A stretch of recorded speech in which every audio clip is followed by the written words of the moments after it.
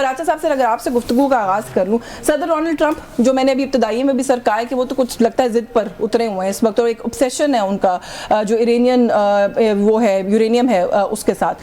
آپ کو معاملات سر کہاں پر اب اس کے بعد جاتے ہوئے دکھائی دے رہے ہیں؟ لیکن کیونکہ انہوں نے تو کہا ہے کہ میرے لیے تو یہ جو کچھ ایران کہہ رہا ہے یہ بالکل قابل قبول ہی نہیں ہے. یہ بڑی انفارچونیٹ سچویشن ہے کہ 40 دن کی جنگی ہوئی اور اس کے بعد یہ سارا پروسیس چلا، لیکن ابھی بھی جیسے کوئی ایسی خبر آتی ہے تو لگتا ہے پھر جنگ شروع ہو جائے گی. یعنی غیر یقینی اتنی ہے اور اس کا عذاب پوری دنیا کو جھیلنا پڑتا ہے. مثلاً کل سے پھر پیٹرول پرائس بڑھ گئی، جیسے ہی انہوں نے یہ بات کی 3% جو ہے وہ ورلڈ اس مارکیٹ میں بڑھ گیا، اور کانسیکوینٹ وہی آ گئی مہنگائی سب کے لیے. ہر ملک اس سے بھگت رہا ہے، پوری دنیا بھگت رہی ہے. لیکن ہیونگ سیڈ دیٹ، جنگ تو نہیں ہوگی. یہ تو میں نہیں سمجھتا کہ دوبارہ جنگ چھڑ جائے گی. ایک طرف صدر ٹرمپ کہتے ہیں کہ میں نے 70% ہمارے آبجیکٹیو اچیو ہو گئے. اسی سٹیٹمنٹ میں انہوں نے کہا کہ ہم نے ان کی رجیم چینج کر دی، ہم نے ان کی فوجی قیادت مار دی، ہم نے ان کا یہ کر دیا. ایران کی پرپوزل کے 3 پارٹس ہیں بنیادی طور پہ. نمبر 1 جنگ بند، دیٹس آلریڈی دیئر. وہ سیز فائر جب کی 2 ہفتے کے بعد ایکسٹینڈ کی تو وہ ٹائم فریم نہیں دیا. انہوں نے کہا کہ وہ انڈیفینٹ ہے، وہ تھوڑی بہت ظاہر اسپوائلرز ہوتے ہیں وہ کرتے ہیں. دوسرا ہے ان کا ہرمز والا، اور ابھی آج ہی Saudi foreign minister his highness Faisal bin Farhan کی پہلے بات ہوئی ایرانین فارن منسٹر کے ساتھ، پھر ان کی آج بات ہوئی پاکستان کے ڈپٹی پرائم منسٹر وزیر فارن منسٹر اسحاق ڈار صاحب کے ساتھ. اس میں میرے لیے حیران کن تھا کہ ہرمز والا مینشن تھا ہماری اپنی اسٹیٹمنٹ میں کہ جو سی لینز ہیں، بحری راستے ہیں، ان کی سیکیورٹی بہت ضروری ہے. اور یہ ایک چیز ہے، ایران کہہ رہا ہے کہ جی ہماری ساورنٹی ہو، وہ نہیں لگتی کہ وہ جب بات چیت ہوگی نیگوسیشنز ہوں گی، کیونکہ اس میں عمان بھی آتا ہے. پھر یو اے ای کا اگر میپ دیکھیں تو فجیرہ والا ایریا بھی ہے، دین اگین عمان آتا ہے نیچے. تیسری جو چیز ہے وہ ہے نیوکلیئر. نیوکلیئر ایران کہتا ہے کہ اس پہ ہم ٹاکس کریں گے، وہ لمبی ہوں گی، لیکن وہ کہہ رہے ہیں کہ آفٹر دی اگریمنٹ پہلے ایگزیکٹلی. نیوکلیئر والا ایک دن میں سیٹل بھی نہیں ہونا. دیکھیں نا پہلا جو جے سی پی او اے تھا اس پہ بھی 5-6 سال لگے تھے. یہ نہیں ہے، اس میں 2 ایشوز ہیں، ایک بھی نہیں. نمبر 1 کہ آپ کا نیوکلیئر پروگرام، نمبر 2 جو آلریڈی انرچڈ یورینیم پڑا ہے وہ رشیا جائے گا.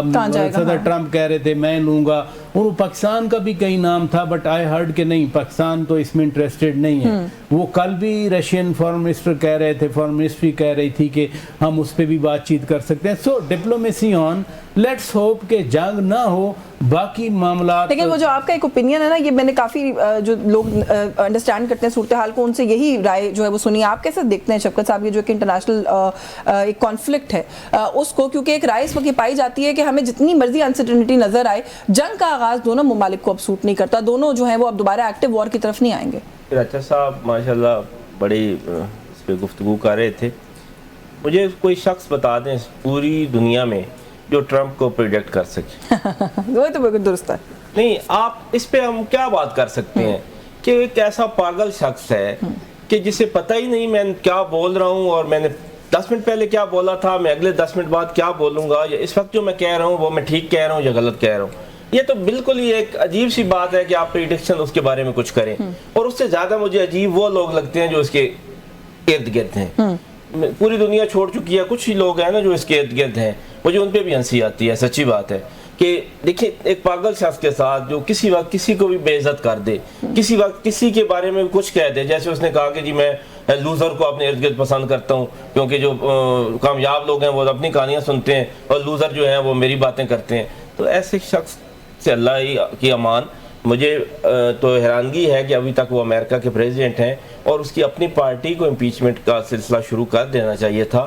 سچی بات یہ ہے کہ وہ انسین ہے، وہ بالکل بھی اس قابل نہیں ہے کوئی امریکہ کا پریزیڈنٹ ہو. لیکن سپر پاور کے پریزیڈنٹ ہیں اور معاملات کو اس وقت وہی دیکھیں گے. اچھا چلیں اس کے اوپر ہم بحث کر سکتے ہیں کہ ملٹی پولر دنیا ہو گئی ہے یا کیا ہوا ہے. لیکن مجھے صرف ان پچھلے 3 ماہ میں جو سٹیٹمنٹس ان کی طرف سے آئی ہیں، کوئی بھی تھوڑا سا سمجھدار آدمی پریزیڈنٹ کو چھوڑے. نہیں وہ تو میں اتفاق کرتی ہوں آپ سے، صبح کچھ کہتے ہیں شام کو کچھ کہتے ہیں، ایسی بھی کوئی باتیں کر سکتا ہے. پھر آپ ایسے بندے کے ساتھ نہ تو کوئی پریڈکشن کر سکتے ہیں، نہ ایسے بندے کے ساتھ آپ بیٹھ کے کوئی نیگوشیٹ کر سکتے ہیں، اور نہ ہی ایسے بندے کے بارے میں کوئی رائے دی جا سکتی ہے. اس لیے میری تو بالکل معذرت ہے کہ میں ٹرمپ کو پریڈکٹ کروں، اور مجھے معذرت ان لوگوں کو بھی کرنی چاہیے جو اس کے ارد گرد ہیں. نہیں مجھے پتا آپ کدھر نشانہ لگا رہے ہیں، لیکن یہ کریڈٹ بھی دینا چاہیے ہمیں ہماری لیڈرشپ کو. نہیں میں تو دیتی ہوں سر، ایز اے جرنلسٹ دیتی ہوں، آپ کو بھی ایز اے پولیٹیشین دینا چاہیے کہ کیسے انپریڈکٹبل شخص کو سیز فائر تک تو ہم لے آئے. میں کہہ رہا ہوں سیز فائر تک ہم نہیں لے کے آئے، وہ سیز فائر تک آیا ہے اور ہمیں کہا ہے کہ اتنی ساری میری مدد کر دیں. ہم نے اس کی مدد کی ہے. یہ بھی کمال ہے ویسے. لیکن حافظ صاحب سر آپ صورتحال کو کہاں جاتا ہے وہ دیکھ رہے ہیں. پاکستان نے بروکر کیا، میڈیٹ کیا، چلیں یہ لفظ استعمال کر لیتے ہیں اس پورے سیز فائر کے عمل کو، جو کہ ابھی جیسے پراجا صاحب کہہ رہے تھے کہ ابھی انڈیفینٹ ہے، اس کے اوپر کوئی ٹائم بار نہیں ہے اس وقت. تو یہ ایک تو اسمپشن ہے کہ ہم نے وہ جنگ تو رکوائی، الحمدللہ رک گئی ہے. آگے کہاں جا رہی ہے بات؟ دیکھیں پہلی چیز تو یہ ہے کہ جو میجر پوائنٹ وہی جو پراچا صاحب نے کہا ہے کہ جہاں پر اصل میں چیزیں پھنسی ہوئی ہیں وہ ہے یورینیم انریچمنٹ، اور وہ یورینیم کس ملک میں جانا ہے.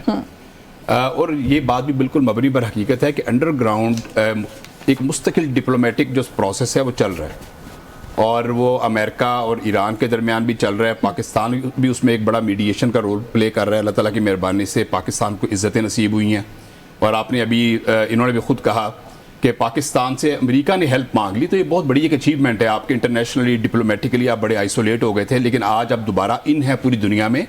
اور اچھا اس میں اب جو مڈل ایسٹ کے اندر جو ہے جو اس وقت حالات ہیں کہ ایون کہ سعودی حکومت اور ایران کی بھی سرٹن لیول پر انڈرسٹینڈنگ ہے. اچھا یہ ایک بڑی ہوپ کی کیفیت. دیکھیں میں اس سارے معاملے کو امید کی نظر سے دیکھتا ہوں کہ انشاءاللہ تعالیٰ اگلے آنے والی دنیا وہ ہوگی جس میں خاص طور پر مڈل ایسٹ میں جو ہمیشہ سے کانفلکٹ کا ایک بہت بڑا مرکز رہا ہے، وہاں پر کم از کم ایک اتحاد، اتفاق اور ایک یونیفارمٹی کی فضا نظر آئے گی. اور اس میں سب سے بڑا انڈیکیٹر کیا ہے؟ وہ یہ ہے کہ آج سعودی عرب، قطر، بحرین اور عمان اور ایران، یہ سارے ممالک تقریباً ایک پیج پہ نظر آ رہے ہیں. لیکن ایک ہے بیچ میں جو شاید اس یونیفارمٹی کو یو اے کی بات کر رہی ہوں میں، وہ نہیں نظر آتا. دیکھیں ہم یو اے کے ساتھ ہمارے پاکستان کے بہت اچھے تعلقات ہیں، ہم ان کو بڑی قدر کی نگاہ سے دیکھتے ہیں. انہوں نے ہر موقع کے پاکستان پہ ہیلپ بھی کی ہے.